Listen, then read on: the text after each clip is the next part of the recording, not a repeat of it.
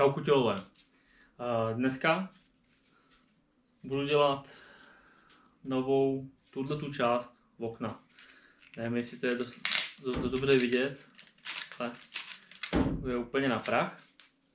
A jedni sousedi mě poprosili, jestli bych byl schopen to nahradit něčím novým, takže se na to dám vrhnout.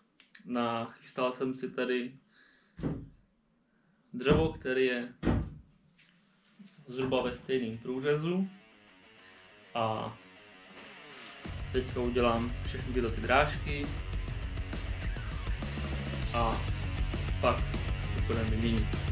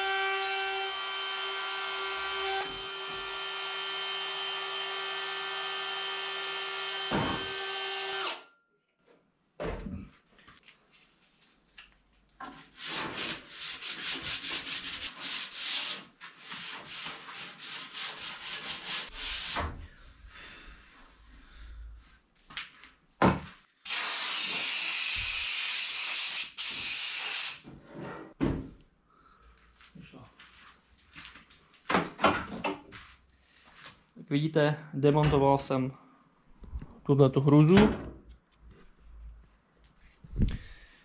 Vyrobil jsem tady nový kus. Teďka ho akorát zakrátím a budu ho tam dopasovat. Plus ještě bude potřeba odfrezovat kus parapetu a ten taky udělat nový.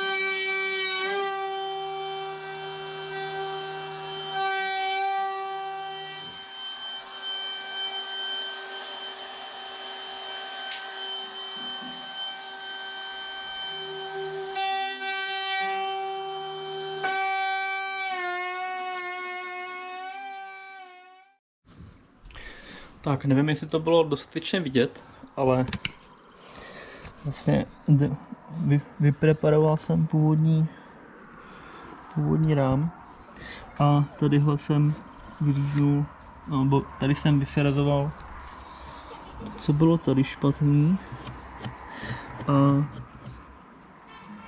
natíral jsem to Xylator Classic, abych to aspoň něčím ochránil.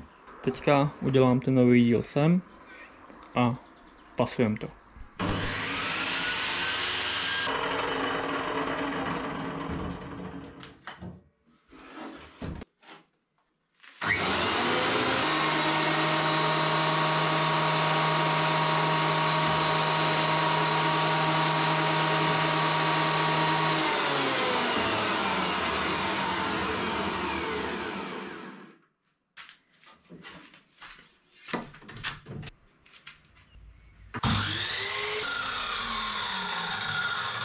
A můžeme tady namontovat